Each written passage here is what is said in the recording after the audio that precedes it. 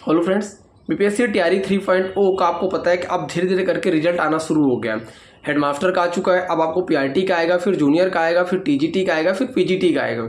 और हमारे अंदर एक लगातार, क्योंकि जैसे जैसे दिन नज़दीक आ रहा है, एक डर सा है। और डर हो भी क्यों ना, क्योंकि डर अपने आप में होना वाजिब है। डर है समाज के लोगों का, डर है खुद से भी, और डर है रिश्तेदारों का, डर है फैमिली के लोगों का, और कहीं ना कहीं डर होना अपने आप में एक वाजिब भी है। स्कोर कितना भी हो, आपका चाहे 70 हो चाहे 90 हो, स्कोर कितना भी हो, लेकिन एक डर सबके अंदर है और सबका गला सूख रहा है। और डर अपने आप में एक वाजिब भी इसलिए भी है क्योंकि कहीं ना कहीं ये भी लग रहा है, क्योंकि पिछले 3 साल 4 साल 5 साल 6 साल 7 साल से हम लगातार प्रिपरेशन कर रहे हैं। बहुत सारे ऐसे त्यौहार थे जब अपने घर नहीं गए, बहुत सारे ऐसे फंक्शंस हुए, किसी दोस्त की शादी थी वहाँ नहीं गए, बहुत सारे ऐसी चीज़ें हुई जहाँ नहीं गए, बहुत सारी चीज़ों को अवॉइड करके हमने पढ़ा है। और उन चीज़ों कहीं ना कहीं हम लोगों ने उन चीज़ों को लेकर के अपने आप को कहीं ना कहीं तपाया भी हम, क्योंकि अपनी मेहनत को लेकर के कहीं ना कहीं हमें कोई अपनी मेहनत पे कोई शक नहीं। लेकिन फिर भी क्या होता है कि बीपीएससी टीआरई जब से, क्योंकि बीपीएससी टीआरई 3.0 हुआ, 2 हुआ, 3 हुआ, और 1 की बात की जाए तो बेसिकली आपने देखा होगा कि सबके अलग अलग कट ऑफ सब लोगों ने बता रखी थी। क्योंकि यूट्यूब पे आप देख रहे हो कि भर भर की कट ऑफ संबंधित वीडियो बनाई जा रही है, और यूट्यूब भी हमें वही कंटेंट अपने आप सजेस्ट करता है जो कंटेंट हम बार बार देख रहे होते हैं। क्यों? क्योंकि हम उस वीडियो को ढूंढ रहे हैं जितना हमारा स्कोर है कोई उतना बता दे। अगर उतना बता रहा है इसका मतलब वो सही बता रहा है, क्योंकि हमारे दिमाग को, हमारे दिल को एक सुकून सा मिलता है, चलो यार अगर इतना बता रहा है तो शायद इतना ही जाए। किसी को नहीं पता है कि कट ऑफ कितनी जाएगी। क्यों? सबकी अपनी एक उम्मीद है, सब और सबकी अपने अनुभव के बेस पर सभी ने कट ऑफ को वो कर रखा है। बीपीएससी 1.0 की बात करूँ तो कट ऑफ सबने बताया था 45 से 50 के आसपास कट ऑफ जाती है। 67 गर्ल्स की गई, 57 10 मार्क्स का मार्जिन था।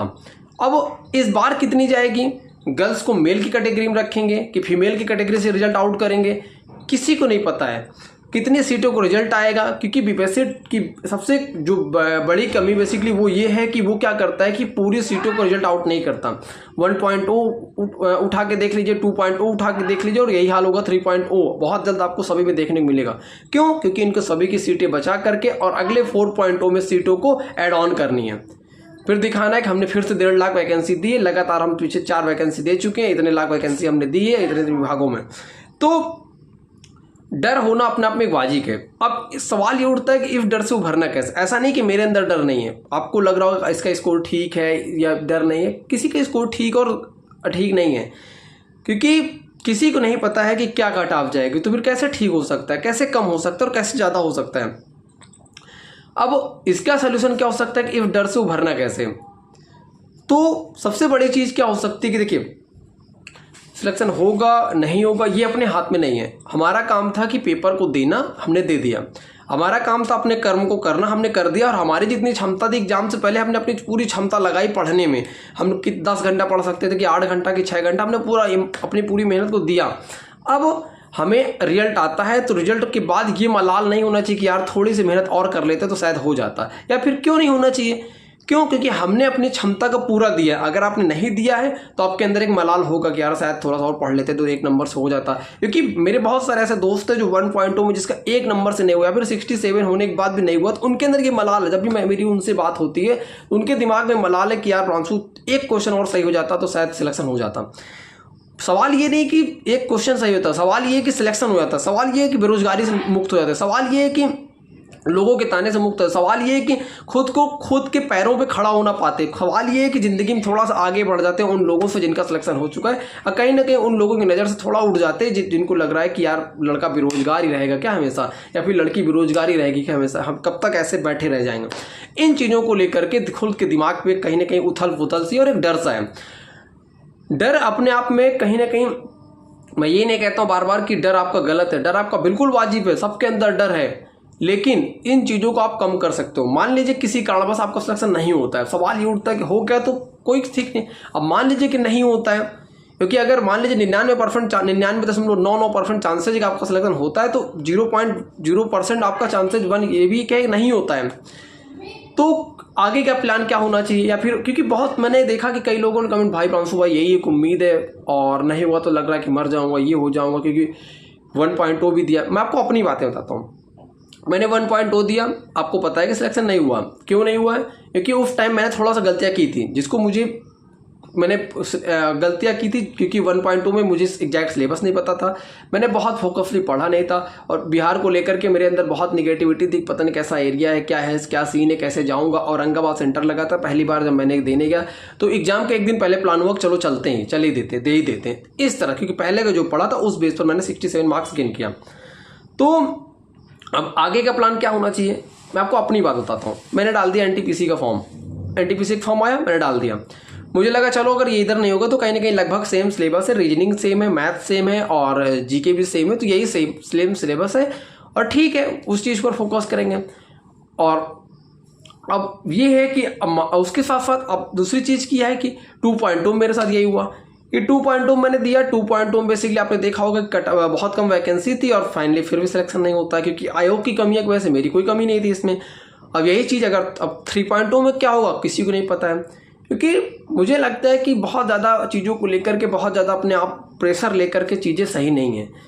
आप आगे बढ़ते जाओ, चीज़ों काम करते जाओ, क्या होगा क्या आपने देखा होगा, आप नोटिस किया होगा, बहुत सारे ऐसे लड़के जिनकी तैयारी बहुत अच्छी होती है और उनका एग्जाम फिर 1 निकलता है, फिर 2 निकलता है, फिर 3 निकलता है, चौथा भी निकलता है, समझ जितने एग्जाम देते उतने निकलते चले जाते हैं।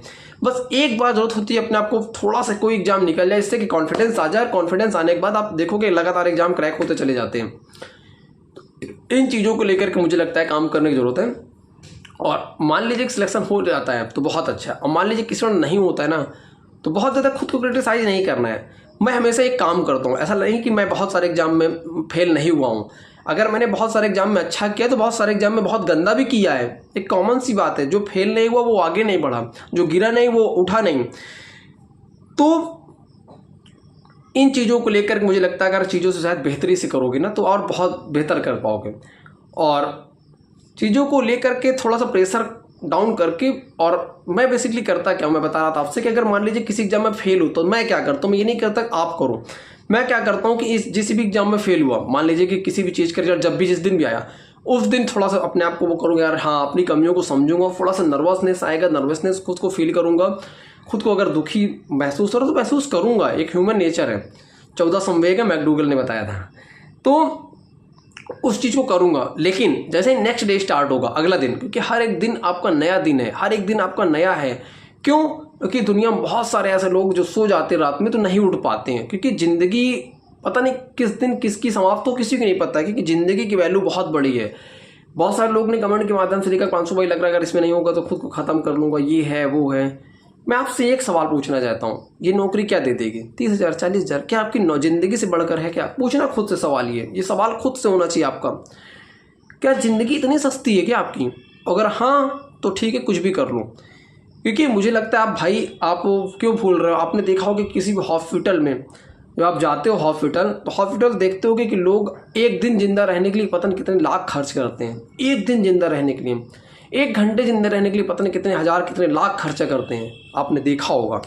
ये बताने की जरूरत नहीं है, बस याद दिलाने की जरूरत है। हमें सब पता होता है, बस कोई याद दिला दे कि हाँ क्या चीज़ें हैं, क्या कैसे, इन चीज़ों को लेकर के। तो आपका भी अगर कोई नेक्स्ट इसमें नहीं होता है तो नेक्स्ट एग्जाम पे फोकस करना, कोई और एग्जाम को टारगेट करना, क्योंकि अगर आप लगातार पढ़ रहे हो आपकी तैयारी बेहतरीन होगी, अच्छी ही होगी। आप इसमें ये नहीं निकला नेक्स्ट कोई और एग्जाम निकलेगा, कभी भी बहुत दुखी नहीं होना चाहिए, क्योंकि इसका प्रत्यक्ष प्रमाण मैं आपके खुद सामने हूँ। 1.2 में नहीं हुआ, 2.2 में फिर भी पूरी एनर्जी के साथ वीडियो बनाया। लोगों ने बोला कि यार तेरा तो खुद नहीं हो रहा, तू वीडियो बना रहा है, तो मेरे को नहीं फ़र्क पड़ा दुनिया क्या बोल रही है, मेरे को फ़र्क ही नहीं पड़ता कि समाज क्या बोल रहा है, लोग क्या कह रहे हैं, वो क्या कहेगा, ये क्या कहने दो। लोग तब भी कहेंगे जब आप सिलेक्ट हो जाओगे, लोग तब भी कहेंगे जब कुछ नहीं कर रहे होगे, लोग जब आप ज़्यादा तरक्की करोगे तभी भी लोग आपसे जलेंगे, बोलेंगे आपको। लोगों का काम है बोलना, और बोलने दो। इस वीडियो का जो ओवरऑल थोड़ा बड़ी हो गई है, लेकिन ओवरऑल जो बनाने का और जो बोलने का पूरा पर्पज़ मेरा यही है।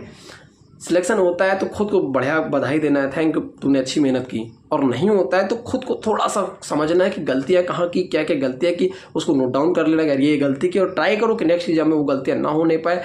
और बहुत जल्द आपका सिलेक्शन होगा। 4.0 भी आ रहा है, ऐसा नहीं कि ये 3.0 खत्म हो गया तो 4.0 नहीं आएगा। 4.0 की तैयारी करें नहीं होगा तो अरे कभी तो होगा ना। जो बल्ब बनाया था, क्या नाम था उसका, आपने देखा होगा कि ये 10,000 बार प्रयोग करता है, आप तो 2 ही 4 बार फेल हुए। कभी भी फेलियर्स बहुत बड़ा नहीं होता है, बहुत सारी चीज़ों को आप सिखाता भी है फेलियर्स की, ये गलती नहीं कर रही, नेक्स्ट बार आप बहुत बेहतर करोगे। तो इन सब चीज़ों को लेकर के अगर आप काम करोगे तो शायद आपका पॉजिटिव माइंड मेकअप होगा। बाकी नेगेटिविटी देने वाले लोग बहुत है समाज में। Thank you. वीडियो कैसे लगी जरूर कमेंट करके बताना और थैंक यू।